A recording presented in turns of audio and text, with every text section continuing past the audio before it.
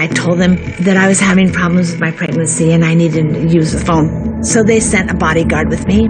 I called one of the few non-Scientologists I knew, a wonderful woman who happened to work for John Travolta. I said, meet me at this address. I gave her a time and I hung up. I go up to my daughter's room and I wrapped her up. And there's the bodyguard with me. I said, oh, my sister-in-law is in that car. She's going to take the baby to the doctor. He said, well, has this been approved? Of course it was approved. She's in my arms, and I got in the car. My friend, she just nods her head. Boom, with that, I pull my leg and shut that door. She hits the locks, and we drive, and people are yelling my name. It's Peggy, no, no. I mean, just freaked out. I'm thinking, I'm a dead person. Something terrible is going to happen to me. I was just so frightened that they would come to fetch me up.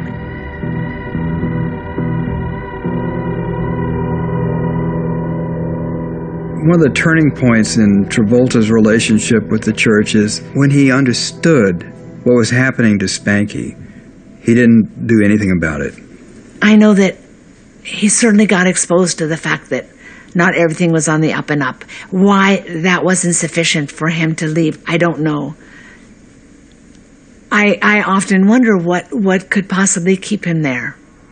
Can you recall an incident which occurred when your mother looked younger?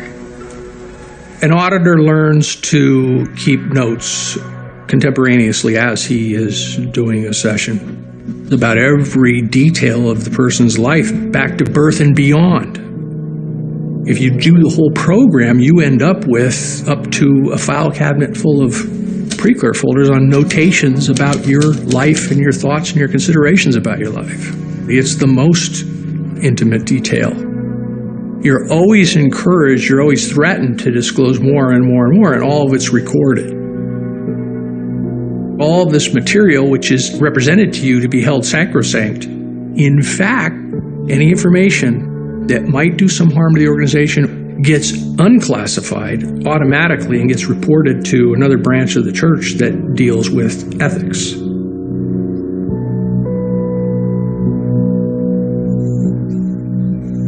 Travolta was down in Clearwater. We'd finished the renovations.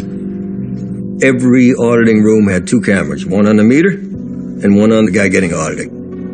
Miscavige would sit in this 15 by 15 room, cameras of every session. You can flip in between them, and he was watching these things, and it was for training purposes.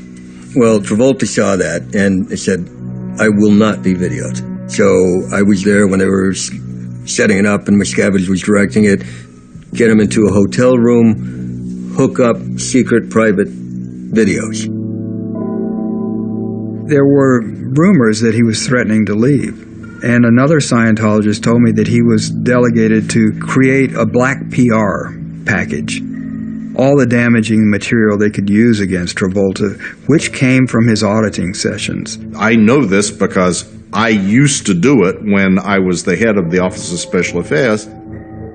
We would put a team of people onto going through all of these PC folders and finding things that they believe by exposing them or threatening to expose them, they will cower the person that they're worried about into silence. There's a particular writing where Hubbard is training these Office of Special Affairs people on how when you use private information to control somebody, to do what you want them to do and to silence them from speaking out against Scientology, it's really not blackmail because you're not asking for money, but you're holding the secret information over the person's head to silence them.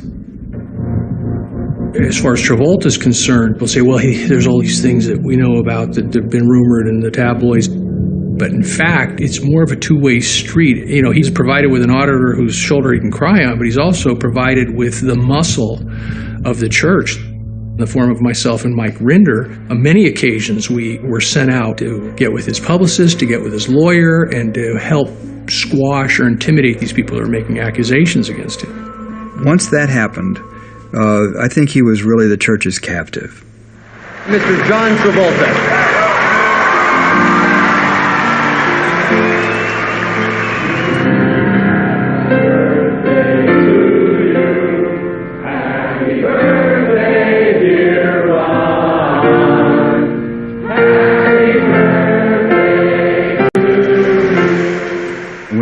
facing lawsuits and stuff like that, he'd be brought forward and make his testimony about how great Scientology is. He had the opportunity to affect the behavior of the church, and he chose not to. Now, I've been at Scientology for 23 years. I felt like a pioneer in many ways, and I've seen my efforts come to fruition, in various ways. So I think very few people can say that. I'm part of a frontier in a way, that very few people ever get to be part of.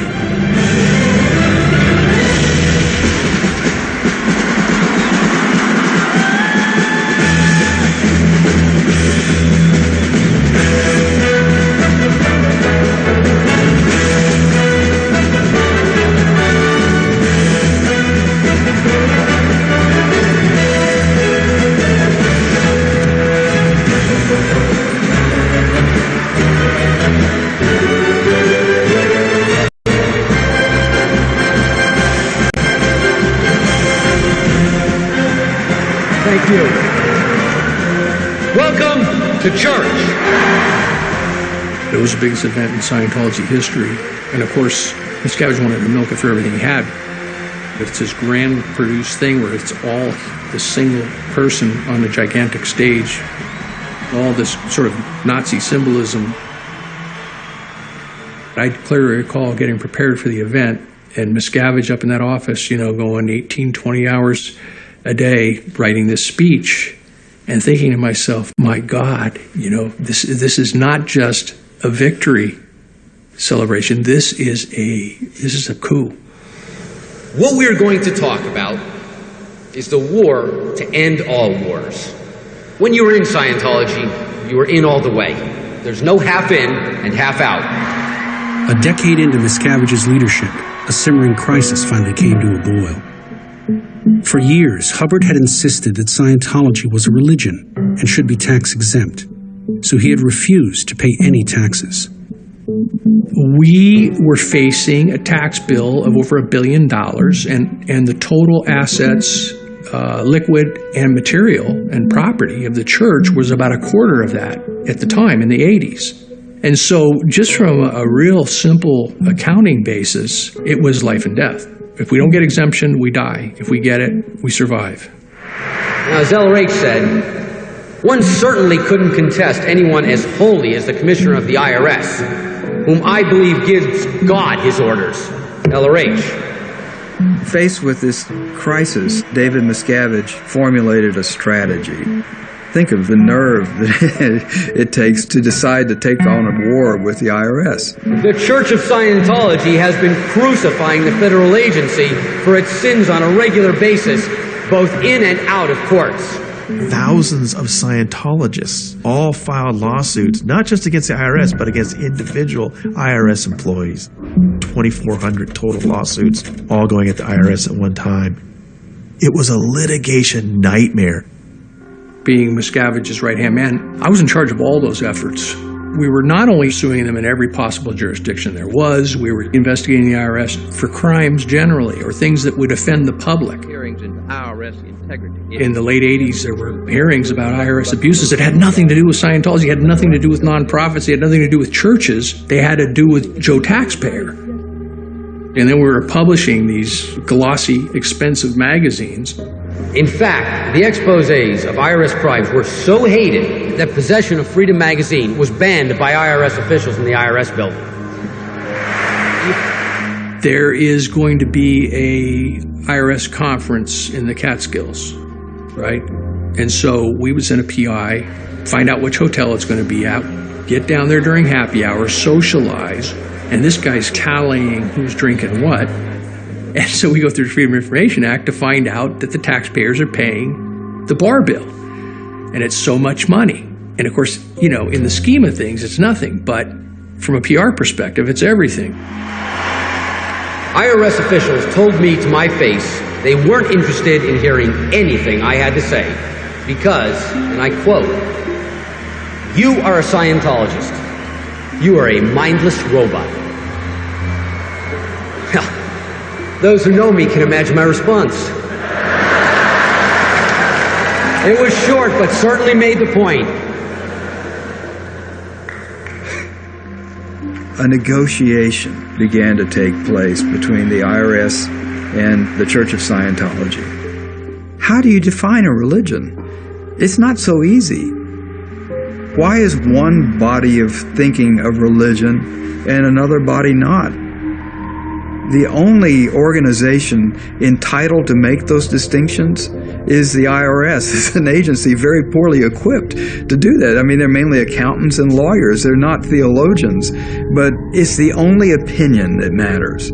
Once the IRS has decided that you're a religion, then you are protected by the vast protections of the First Amendment. And, as the saying goes, the rest is history. On October the 1st, 1993, at 8:37 p.m. Eastern Standard Time, the IRS issued letters recognizing Scientology and every one of its organizations as fully tax-exempt. The war is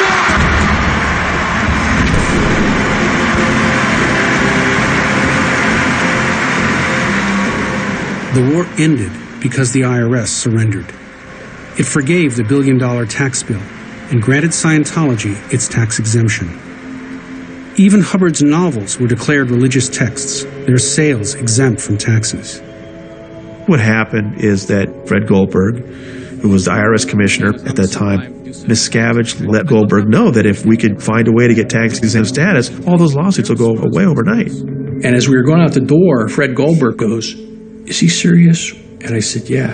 And he sort of breathed a sigh of relief and kind of nodded and smiled. At the church's victory party, Miscavige projected photos of the church's executives celebrating with IRS officials. It created this tremendous juggernaut of tight conspiracy of the membership that then existed. But what it really did was enable Miscavige to milk every last dime out of that core membership. I am proud to announce the discrimination is over. Your tax deductions on donations to Scientology will no longer be disallowed by the Internal Revenue Service.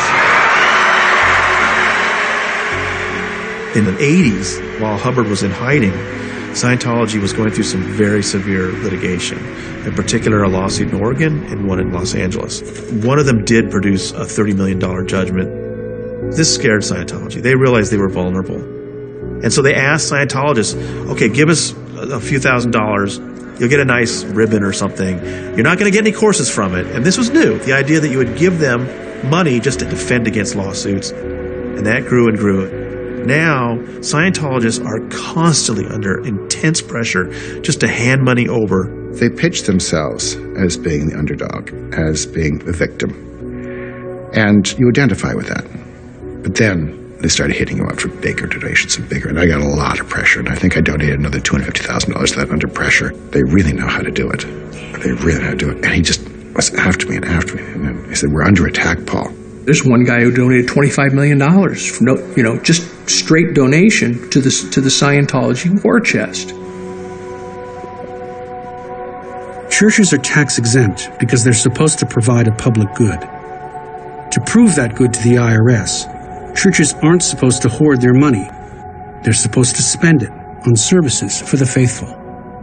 Under this pretense, the church has made massive investments in tax-free real estate all over the world.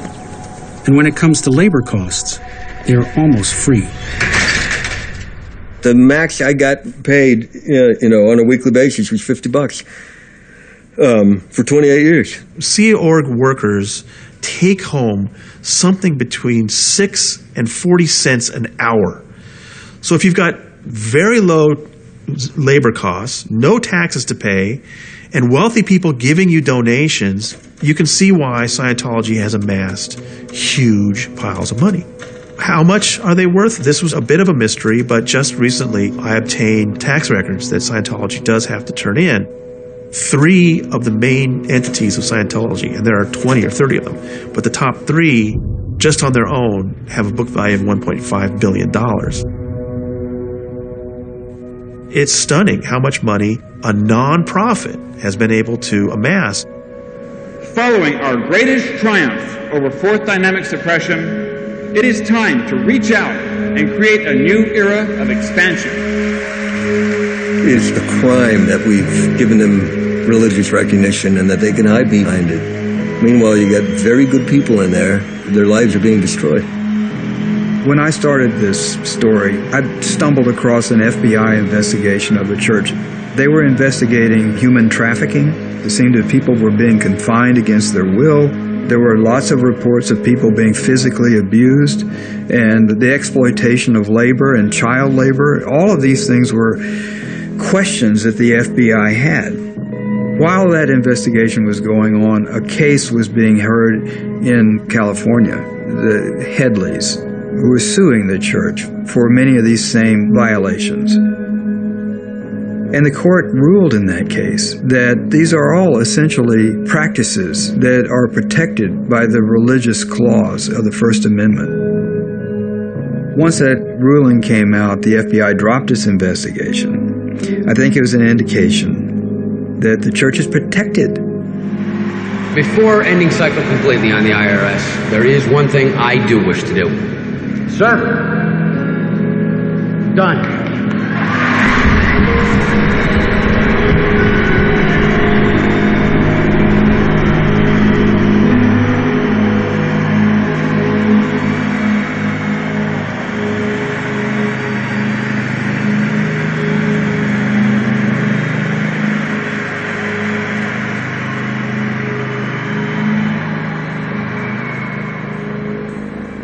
Knowing the truth will set us free, take us from clear to eternity, to a future we thought would never be.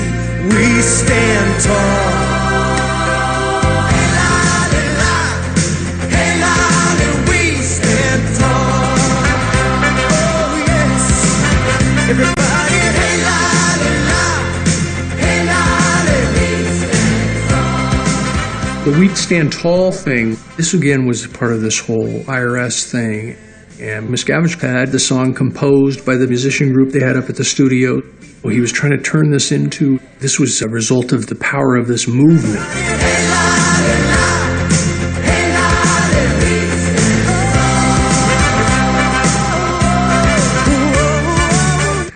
Which was such bullshit because it was all about control. When he got absolute control, he went absolutely bonkers.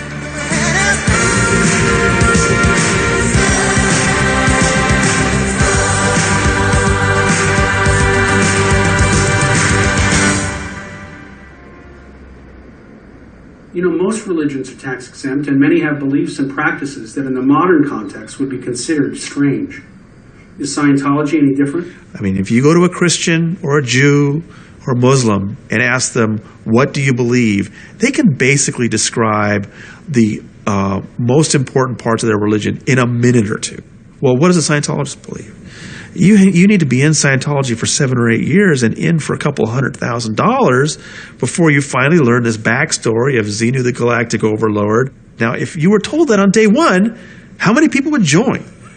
But if they were upfront about it, I'd have more respect for them. But it's that sort of bait and switch that people are told, oh, it's an applied philosophy to help you with your communication. Oh, yeah?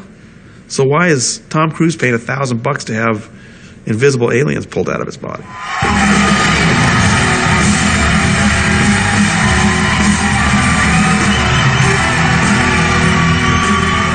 What happens when your zone of influence is the global stage?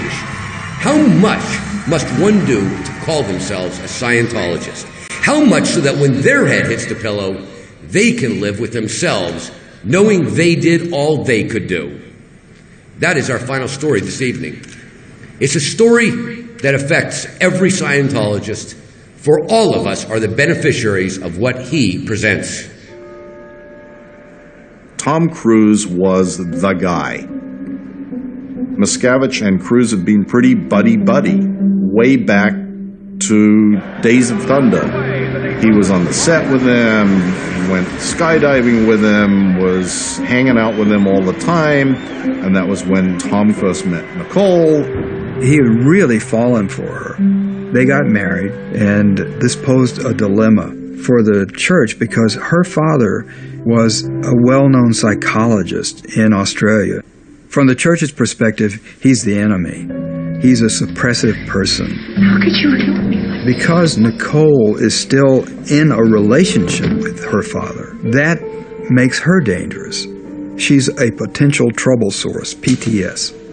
And because Tom is related to her, this all causes trouble from the church's perspective.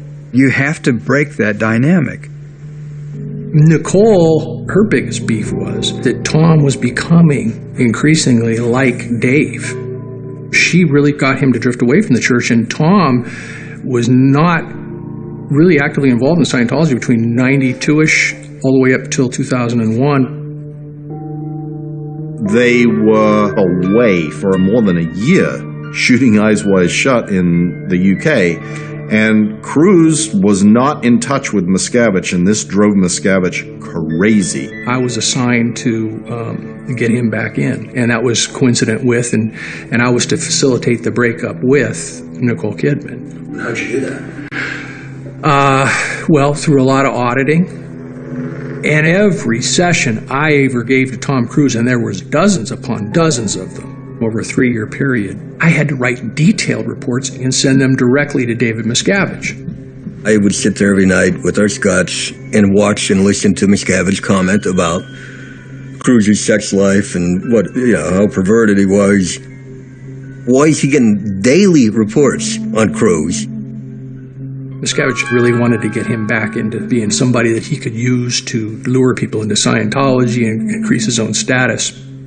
And I was also involved in the legal team and actually hiring investigators to investigate Nicole. Men have to stick it in every place they can, but for women it is just about security and commitment. Tom wanted to know exactly who she was talking to, and so he wanted to tap her phone. If you men only knew. When I reported that to Dave Miscavige, I reported it like, he wants to tap her phone, and he said, God damn it, get it done. And so I arranged through the Scientology's consigliere to get a private investigator who physically installed a wiretap on her home. And those tapes would come in. And I forwarded them to Dave Miscavige. The church then turned its attention to their adopted children to turn them against their mother and make sure that the custody went to Tom. Tommy Davis. He was my liaison who had to do all the things that it required to please Tom Cruise while he was being put through the Scientology hoops by me. He also was part of this whole re-education program so that they would conclude that their mother was a suppressive person. And that was successful. It was all going according to plan. And of course, Miscavige would really pump the oxygen into that little fire, Miscavige was brilliant at flaming people's fears and building up their egos. So you were being audited by Marty at the same time he was auditing Cruz? Oh, yeah, it was, Tom Cruise. Tom would go in, and then I would go in, and Tom would go in, and I would go in, and Tom would go in. So, And I've been audited by the best auditors on the planet. Best auditor hands down. Like the kind of Michael Jordan, Wayne Gretzky kind of auditor is Marty. They stole him, Tom thinks he's supposed to be David Miscavige. By 2004, Tom Cruise was the most gung-ho Scientologist in the world, and Miscavige wanted to recognize him for it.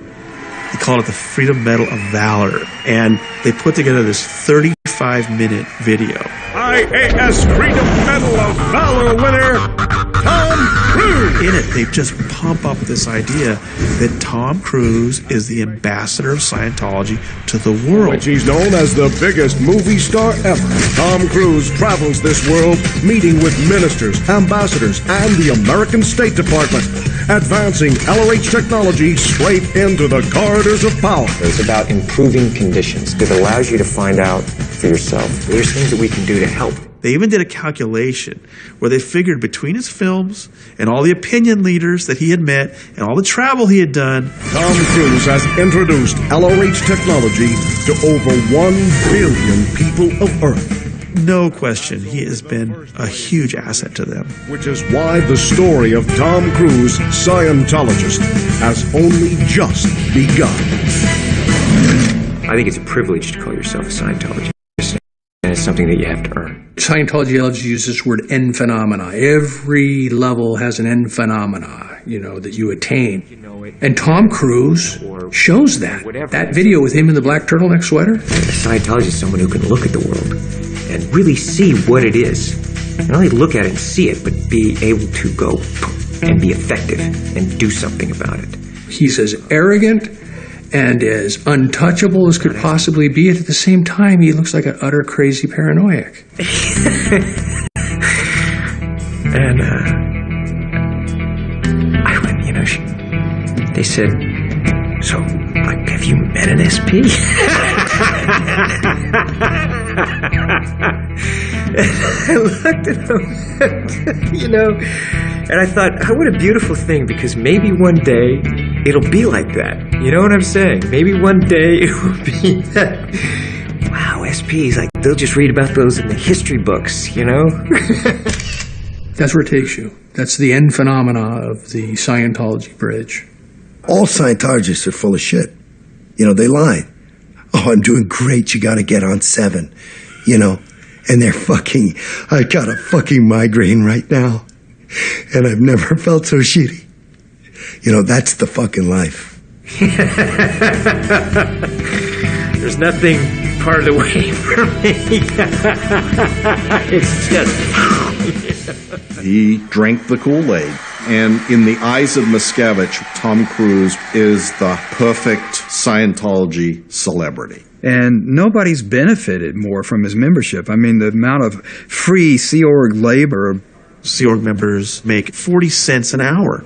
And I don't think there's any way Tom Cruise is not aware of that. The church has done so much for him. They've tricked out all his cars and his motorcycles. Oh, I want a new limo. We'll build it for you.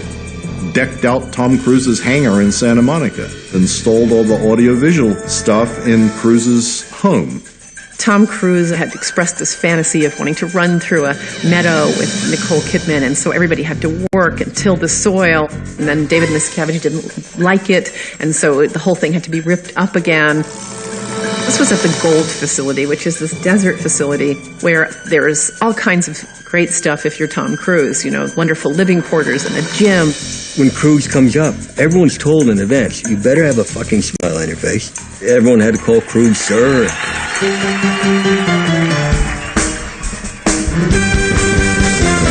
Just put those old records off the shelf. I sit and listen to them by myself. Today's music ain't got the same soul. I like that old proper rock and roll.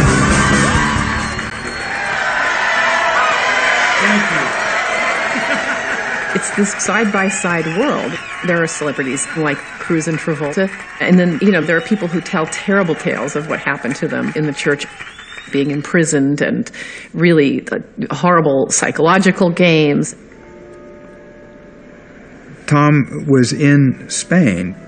They were opening up a new Scientology church in Madrid. And he was overheard to complain that he needed a new girlfriend.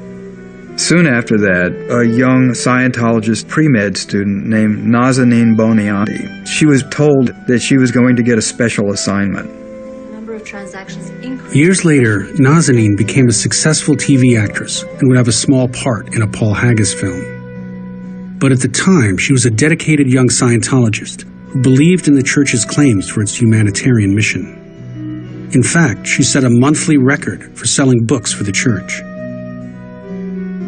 Nazanin may not speak publicly about her experiences because of an NDA the church pressured her to sign, but I discovered details from FBI testimony regarding her ordeal. David Miscavige assigned Nazanin's case to a key church official, Greg Wilhere. He put her through a 1-month program of on-camera interviews, intensive auditing, and security checks. She was moved into the Celebrity Center, separated from her family, and certain problems were addressed during this period of time. One was she had a boyfriend. She is handed a transcript of his auditing session in which he admitted that he had an affair. And so she broke up with him. Then Wilhere took her to an orthodontist to have her braces removed. At Burberry and other stores in Beverly Hills, he bought her $20,000 worth of clothes. At the Celebrity Center, a man who worked for Cruz's hairstylist colored Nazanin's hair to Cruz's liking. Nazanin was told that her makeover was part of the church's humanitarian mission. She had to look her best for conferences with world leaders. Only after she was flown first class to New York did she discover the actual role that the church wanted her to play. She was to be the girlfriend of Scientology's biggest star. Within a month, Nazanin was living with Cruz. While at his house in Telluride, Miscavige came to visit. Overcome by a severe headache, Nazanin had a hard time understanding Miscavige, which infuriated him. The next day, Cruz, inches from her face, pounded his fist on the table and screamed at her for insulting the head of the church. 2 weeks later, church henchman Tommy Davis delivered the news to Nazanin. The relationship with Cruz was over. And they, according to her, came to her apartment with their mom and found every photograph of the two of them together and took them away, and every scrap, every letter, everything, as if it never existed. And she was really upset because she had been really hurt by the whole thing. And she made the mistake of telling her friend, who immediately went to tell someone in the church.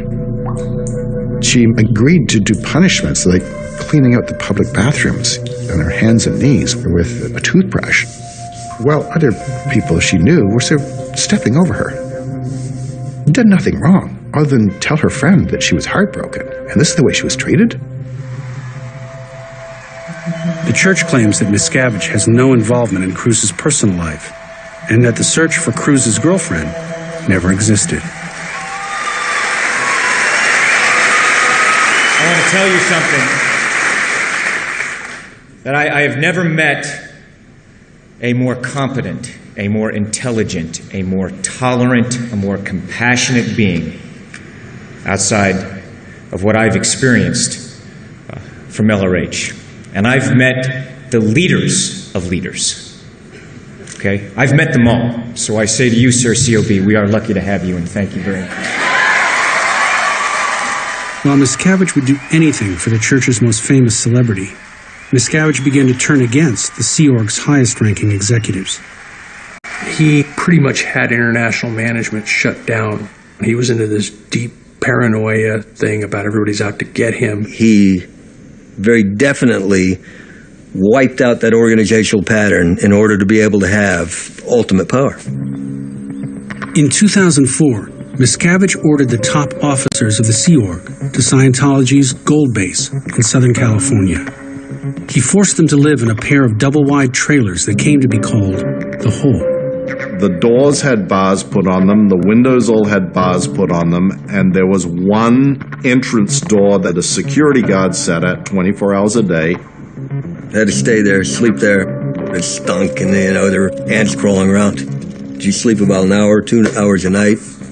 You were in such a mental state that you're very controllable, very suggestible. We were told we needed to come up with what each other's crimes were against Miscavige and Hubbard so that we could eventually get out of the hole. Scientology is really good at making you think that you're a scoundrel. Confess your crimes, confess your crimes. What have you done? Fights would break out. Miscavige would get me all riled up, and I remember one time Mike had done something or not done something, I don't remember, and I was supposed to go beat him up. One executive was made to mop up the bathroom floor with his tongue. Another was put into a bucket and pummeled by some of the women and called a lesbian. There was a very powerful air conditioner which blew straight down, and it was set on maximum cold, and a guy was made to sit in a chair and had water poured on his head until he literally turned blue. Miscavige slapped me across the face, knocked me on the ground, kicked me a couple times. Flailing fists, kneeing him in the stomach, getting him on the floor. And you think you want to get up and retaliate. But you also think, I got 75 other people who are all likely to tackle me if I did. And then you get the sheer shock of it. Here's the equivalent of the Pope suddenly knocking you on the ground, and you're thinking, I must have really screwed up. It was a poisonous environment. People were really frightened. And this went on for years. This isn't a couple of days. The nominal president of the church is a man named Heber Gent. She was in there for 7 years. What is the statement, God helps those who help themselves? Well, in Scientology, we're engaged in helping people help themselves so they can fully comprehend and understand God. Is this the real life? Is this just fantasy? One night, Miscavige comes into the hole with a boombox. He said, I'm going to teach you all a lesson. We're all going to play musical chairs. And musical chairs is a Scientology administrative term for when you move people from different posts rapidly and you create instability. They played the damn music. Just killed a man. He said, we're going to play it to Bohemian Rhapsody by Queen. And he emphasized the line, Nothing really matters. Nothing matters anymore. And that's your whole attitude. That's where you live. That's who you are. Playing that music, and stop it, and everyone have to grab a chair. And there's one person left standing. Too late. My time has come. What Miscavige has warned them is that the last person who remains gets to stay. Everybody else, you're expelled. You're going to be thrown out of the Sea Org. These people were fighting to stay in the hole. Throwing people around, scratching, kicking. They're tearing chairs apart. They're ripping clothing. I mean, whatever it took.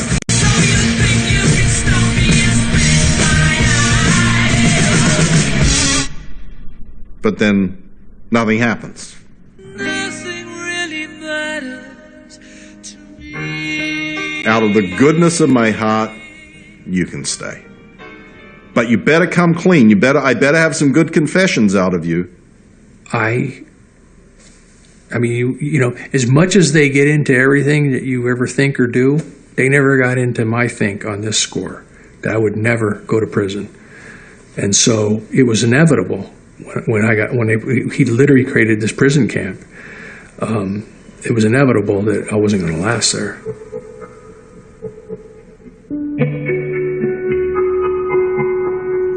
It's embarrassing to have ever been involved with, you know, to think about it. You go, God, I can't even believe I'm talking about it, but it was bad.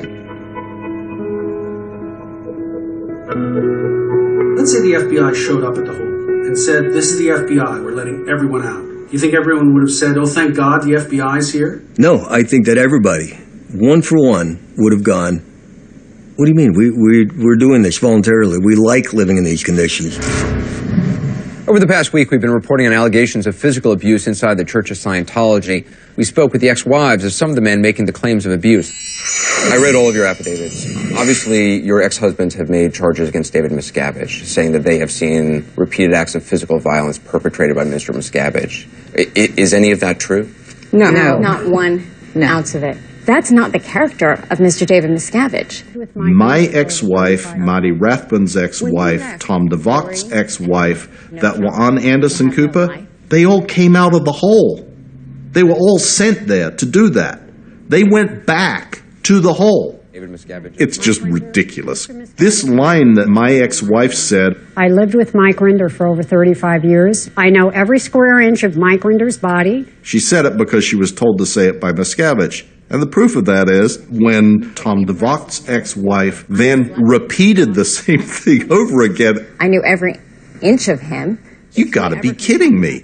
Everything that happens from the Church of Scientology is scripted. Don't ever turn the other cheek and acquiesce. Hit him back. Marty Rathburn suddenly went and leapt on top of Mike Rinder and fought him to the ground and started choking him and beating him. And Mr. Nothing seems to be done about it. Mr. Miscavige was not at the property at the time. Do you not have telephones? Of course we have telephones. So I think you're being quite rude and quite insulting. Here's the bottom line. There is no history of violence in the church. As somebody who ran PR for the church for a long time, do you have any regret for anything that you did in that capacity? Well, I think the biggest regret is when John Sweeney at Panorama was doing his program, it was the culmination of a lot. I mean, I'd been in the hole for a year, and I ended up being sent to England. Hi, Mike. He was constantly going, well, why do you have private investigators following me? I'm like, That never happened. Ever happened. and of course there were. I was following John Sweeney. Oh, there it is. Okay, there we are. He's got his camera and he's standing there and he's saying, I want a response. I have credible witnesses. Did David Miscavige physically assault you? And I said, Those allegations are absolute, utter rubbish. Absolute, utter rubbish. You have been assaulted by Miscavige. many times. Many times. Perhaps more than anybody else. I was now sort of at the end of my rope. It was a real moment of clarity for me. I don't want to be doing this anymore. This is nuts. That was actually the last thing that I did before I left.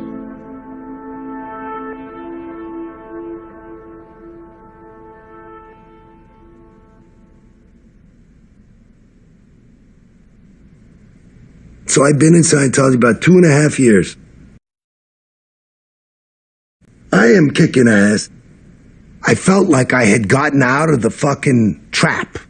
I didn't have to have a problem. I said, I'm done with auditing. But they insisted on getting me back and said, believe us, believe us, believe us. I got so fucked up. I mean, I went insane. I was like stuck somewhere in a tiny spot behind my eyeballs, looking this way. I mean, I'd never experienced anything like it. 10 fucking years. I was worse than the day that I walked in. It was by design, because they needed to keep me in there. So basically, they had to put a whole new case on me so they could run it. And they just kept trying to fucking keep me stuck in. It was crazy. So I finally said, I'm going my way. You guys go yours. I was pissed. I was sad. I was disillusioned. And I thought, maybe somebody could interview me. Ask me some questions about Scientology. How I got into Scientology and why I got out. Post this 2-hour thing, and it was the #1 thing on YouTube for 2 days before it mysteriously disappeared. The best traps, you get a guy to just keep himself in jail, right? And that's what Scientology does. I started getting all this communication because of that video. You know, you saved my family. You know, I finally had the courage to leave after I watched your thing. You know, I mean, like, there's blood and tears. And then I started to find out, you know, all the stuff that was really happening. You know, I lost money. I got fucked. But then I found out about the abuse in the Sea Org. And I felt like, fuck me, I gotta do something about it. And I finally tracked down Marty Rathbun. Everybody thought he was dead. He was in fucking Mexico. When I went down there and I basically convinced him to talk. And like, we gotta do something. And then he started his blog. There was a beating every day. And if it wasn't him doing it, it was from him inciting others to do it to others. I think that it's a cult. I'm doing my own thing. I want to get on with my life. I am telling the truth. Suddenly, I heard senior members of the church were speaking out. So, I started to look, and I started to read, and then I started to reach out to people. Two of my daughters are gay, and told me how they'd been treated within the church. I didn't know. Paul Haggis's daughters were openly harassed by church members for being gay. Investigating further, Haggis discovered that church doctrine viewed homosexuality as a disease that only Hubbard's teachings could cure, and a California chapter of Scientology had supported a ban on gay marriage. I can't be part of an organization that doesn't support human rights for everyone. So I sent a letter to 25 friends in the church that I was resigning. And I'd hoped that they would read this letter and be horrified at the things I'd found out.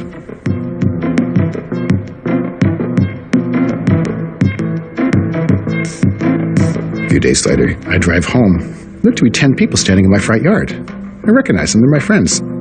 I said, Paul, we need you to tear up this letter. And we need you to get all the copies and tear them up and resign quietly.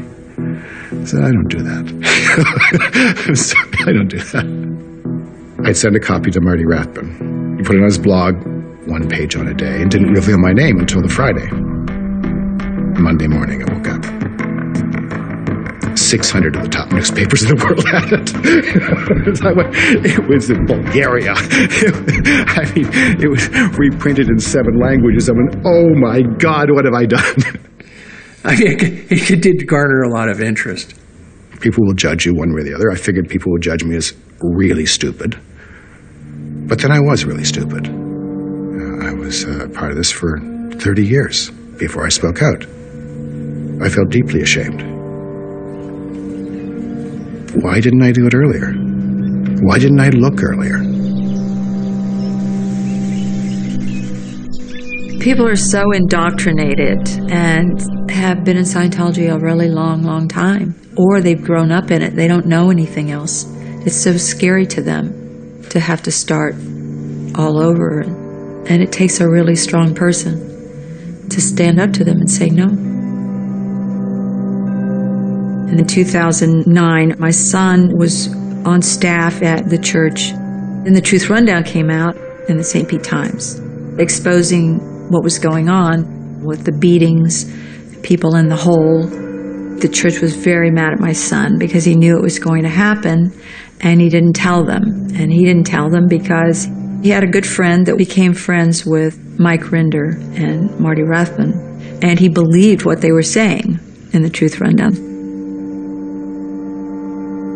The church was threatening, that he was going to get declared a suppressive person if he didn't disconnect from his friend. My son, he was raised a Scientologist, and he'd been on staff. He made $30 a week. He headed up their Boy Scout troop. He was like this consummate youth of Scientology. The Continental Justice Chief called him on the phone, and it was after that the declare came down.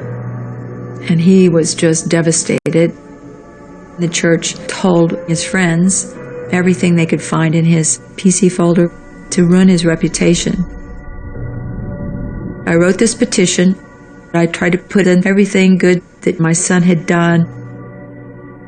Dear Sarah, thank you for the letter that you sent regarding the situation with Nick Lister. I cannot approve that you continue your connection with Nick. No one's going to tell me when I can and can't speak to him. No one but me. Your Committee of Evidence Findings and Recommendations recommended you be labeled suppressive, engaging in malicious rumor mongering to destroy the authority or repute of higher officers or the leading names of Scientology. My husband was charged with that one because he was telling me what he read on the internet about David Miscavige. They say don't go on the internet, don't read, don't go to these sites. From the time that I got in, for 30 years, I never read one critical thing about Scientology.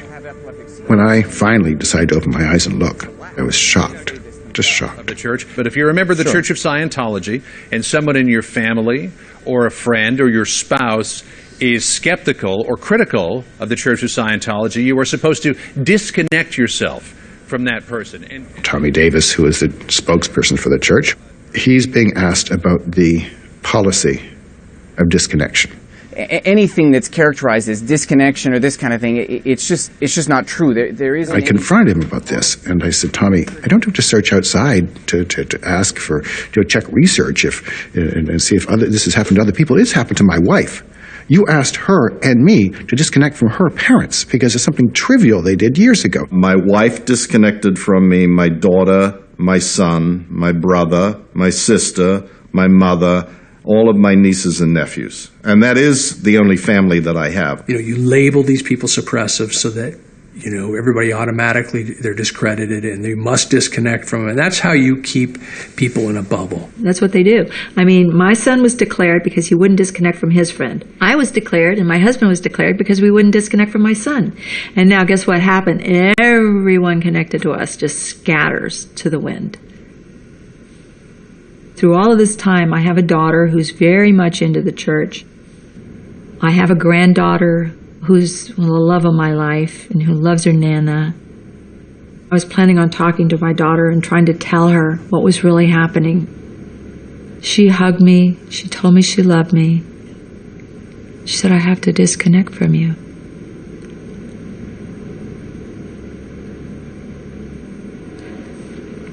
So,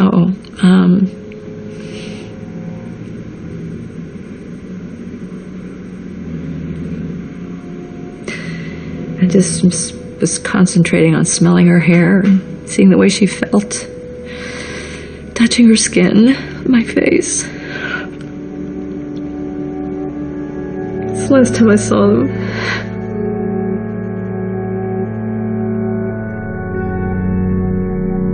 It really is the crux of how controlling is any religion over its adherents. And Scientology has perfected a lot of techniques of control. There is no logical explanation as to why other than faith. Your future, your eternity, all depends on you going up the bridge. It's scary. It's kind of like Christianity with hell. If they don't have the bridge, they can't go free. They don't believe they can get it anywhere else. It's like brainwashing, really simple. I mean, that's a scary word, and it took me a long time to come to that conclusion that that's what's occurred. You take on a kind of a matrix of thought that is not your own. And I think that's how I and other people got involved and stuck through it for so long. Because when you're out, you look at it and go, what the crap was I thinking, you know? It's such a hard thing when you do wake up going, oh my God, because you have this wave of regrets. I just started to think that maybe my entire life has been a lie. You just don't see it happening to you. You justify so much. Cults, they prey on people, suggesting that, you know, you should be able to think for yourself and then telling you exactly how you have to think or get out. And if you get out, there will be consequences. Come on, Marty. Got anything to say? What's your name? Why don't you answer his question? Beat it. I said, get off my property, boy. The real sustained campaign began in early 2009 when I spoke to the St. Petersburg Times. And I've been hounded and hunted like wild prey. There's a policy of the Office of Special Affairs authored by L. Ron Hubbard. When somebody's speaking out against Scientology, investigate to find out who the instigator is. I start getting calls from the church, and they're really coming after me. They showed up at my mother's house. The feeling in the pit of your stomach, knowing that Scientology's chief dirty tricks PI was just on my mother's front step. They've tried to destroy me, there's no question. They create anonymous websites about me and smear me with a lot of garbage. www.whoistomdevock.com. Whoispaulhaggis.com. Paul Haggis, the hypocrite of Hollywood. This guy's a sex pervert, or this guy's a drug dealer. In the meantime, survey carefully to find out what he most values and protects. Immediately draw up a three-pronged program to threaten it effectively. I don't value anything more than Monique. That's why this campaign ended up on our doorstep. Was she there? I knew they had their goons around. And then the guy rolls down his window, and I saw the truck, and he starts filming, and I go, okay, this is not good. What's going on? Oh, we're just doing a documentary. Documentary? Former Scientology deal. But it would probably be a good idea if y'all went ahead, now that you've gotten what you need, go ahead and leave the area. Sure. Okay? I don't know who these people are. I don't know what they're capable of. And now that I have my son, I have a little Louisville slugger I keep next to me. It's been nonstop onslaught for 5 years. I told you to leave. Get out of here. I'm leaving. You can't even defend yourself on this, can you? What's your name? I gave you my name, Marty. What's your name? Marty, I gave you my name. The people on Marty's doorstep were sent by Scientology because the church had branded Marty a squirrel, a term invented by Hubbard for former members who threatened church teachings. David Miscavige had you come all the way from San Jose. Marty, you can't do that. You can't do that, Marty. I just did it. That's my personal property. Yeah, that's right. I got arrested, man. I got arrested for grabbing this guy's glasses. You said don't look at her. You understand that? I heard her. Of course, the guy had been stalking Monique for 2 years. He looks like a leering pervert, like Norman Bates from Psycho. I didn't break his glasses. I just removed them from his face.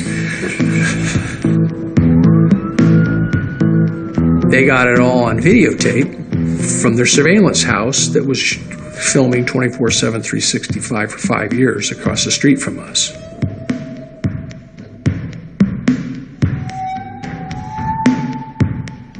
This lawsuit with Monique Rathman. It's a brilliant legal strategy. If Marty sues, the church just says this is a First Amendment fight. This should not be in a court of law. But Monique was never in Scientology. She's suing David Miscavige and asking to depose him. And Scientology will do anything to keep him out of that situation. And the point is, Judge, if you let me make my presentation on First Amendment law that comes from the United States Supreme Court, all of this... For every court date, the church hires a bevy of high-priced lawyers. They are determined to use every legal trick in the book to keep Miscavige from having to testify about church abuses or whether the religion of Scientology is actually operated like a business, controlled by the whims of a single individual. In 2014, Miscavige celebrated the ongoing expansion of the church, but he was hiding a terrible secret. The church's active membership has dropped to fewer than 50,000 people, yet the financial value of Scientology is soaring. And how about we just say 2013 is the year we went stratospheric? The church is making investments and buying valuable real estate all over the world. That financial clout gives Scientology enormous power. It's a kind of tax-free shell company, growing past $3 billion in assets.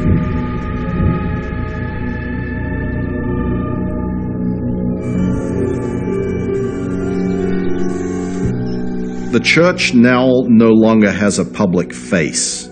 There's no spokespeople, they don't do media interviews, and that suits Miscavige. There is nobody that he is willing to have be the face of Scientology other than himself, but he's afraid to be interviewed by anybody for fear that they are going to ask him questions that he can't answer or doesn't want to answer. Where are the checks and balances on his power? There is none. So there are two things that could happen. One is the IRS would reconsider its tax exemption. The only other thing is that some of these celebrity megaphones could turn against the church. And Tom Cruise should be leading that chorus.